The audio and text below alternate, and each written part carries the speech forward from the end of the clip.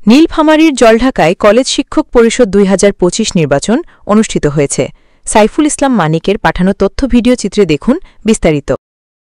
নীলফামারীর জলঢাকায় কলেজ শিক্ষক পরিষদ ২০২৫ নির্বাচন অনুষ্ঠিত হয়েছে।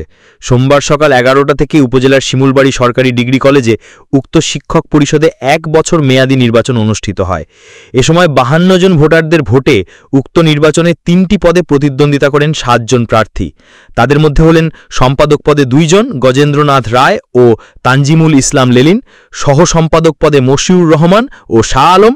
এছাড়াও কোষাধ্যক্ষ পদে অংশ নেন ময়নুল হোসেন খান, মিজানুর রহমান এবং আরাফাত হোসেন রাজু। এ সময় ভোটারগণ অত্র কলেজের অধ্যক্ষ প্রফেসর এ.কে.এম. সিদ্দিকুর রহমান বলেন, কলেজটি সরকারি হওয়ার পর এটি প্রথম শিক্ষক পরিষদ নির্বাচন, তাই সকলের সহযোগিতায় নির্বাচনটি সফল করে কলেজের উন্নয়নে কাজ করতে চায় তারা।